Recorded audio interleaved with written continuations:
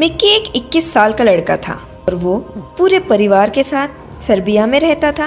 Mickey को नए नए सोशल एक्सपेरिमेंट करना और चैलेंजेस करना पसंद था।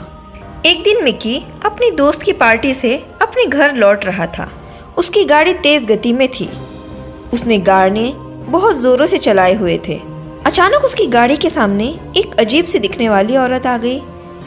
मिक्की ने अपना बैलेंस खो दिया और गाड़ी सीधे पेड़ पर जाकर टकरा गई।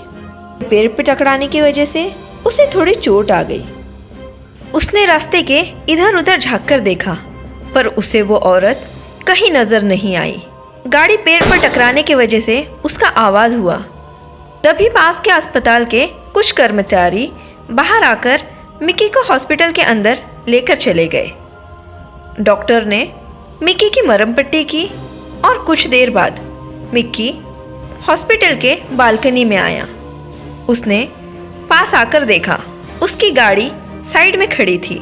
मिक्की ने अपने लिए एक कैब बुक की और वो कैब आने का इंतज़ार करने लगा।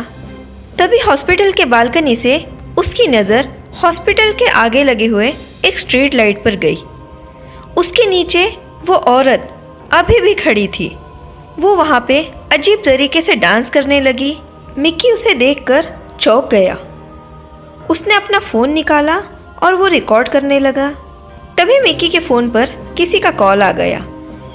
मिक्की ने तुरंत फ़ोन काट दिया और मिक्की ने दोबारा जैसे ही उस स्ट्रीट लाइट की तरफ देखा तो वो औरत वहाँ से गायब हो चुकी थी और उसके फ़ोन की रिकॉर्डिंग अपने आप बंद हो गई थी। मिक्की ने अपने फ़ोन की गैलरी चेक की तो उसमें भी वो वीडियो नहीं थी। मिक्की ये देखकर थोड़ा घबरा गया और कुछ देर में उसकी टैक्सी आ गई। मिक्की तुरंत बाहर निकल गया। मिक्की घर पहुंचते ही उस औरत के बारे में अपने कंप्यूटर पर सर्च करने लगा। जब उसने इंटरनेट पर देखा तो उसके होश उड़ गए। इंटरनेट पर मिक्की को वो वीडियो मिली जिसकी ठीक उसी तरह अजीब से दिखने वाली औरत उसी स्ट्रीट लाइट के नीचे एक अजीब तरीके से डांस कर रही थी। इंटरनेट पर लोग उसे सरेबियन डांसिंग लेडी कह रहे थे। कुछ लोग तो उसे भूत भी कह रहे थे और कुछ तो ये भी कह रहे थे कि ये डांस किसी भूतिया रिचुअल से रिलेटेड है। मिक्की को ये सब सुनकर उसमें और इंटरेस्ट आने लगा। अगली रात मिक्की ने अपने छोटे भाई विकी को कैमरा लेकर उसी जगह पर चलने को कहा जहां वो औरत दिखी थी। वो दोनों रात ठीक 12 बजे स्ट्रीट लाइट के नीचे थोड़ा दूर जाकर छुप गए और मिक्की अपना कैमरा निकालकर उस औरत का इंतज़ार करने लगा। बहुत देर हो चुकी थी लेकिन वहाँ पर कुछ नज़र नहीं आ रहा था। मिक्की ने सोचा कि वो औरत कोई पागल होगी। मिक्की ने कहा वहाँ से जाना ही भला था।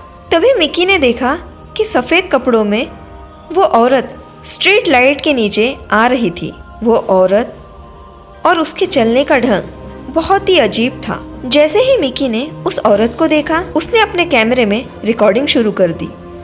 वो औरत स्ट्रीट लाइट के नीचे आते ही अलग अलग तरीके से डांस करने लगी। मिक्की ने देखा इस बार उस औरत ने अपने हाथ में एक चाकू भी पकड़ रखा था। उस औरत की लंबे लंबे बालों से उसका चेहरा ढका हुआ था, इसलिए मिक्की ने उसके चेहरा अच्छे से नहीं देख पाया। तभी उस औरत ने अपने चेहरे को मिक्की की तरफ किया और वो मिक्की को देखते ही जोरों से हंसने लगी। उस औरत का चेहरा बहुत ही खतरनाक और बेहद डरावना था। धीरे धीरे वो औरत मिक्की की और विक्की की तरफ चलकर आ रही थी। ये देखकर मिक्की और विक्की बहुत डर गए।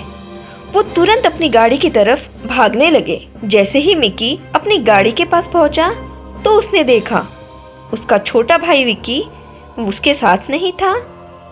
मिक्की ने नज़र घुमाई तो विक्की उसे उसी डांसिंग लेडी के पास खड़ा दिखा और ऐसा लग रहा था कि विक्की उसी औरत के कैद में है। मिक्की ने विक्की को बहुत जोर से आवाज लगाई। आवाज सुनते ही मानो विक्की होश में आ गया। विक्की जल्दी से अपने भाई की ओर भागा।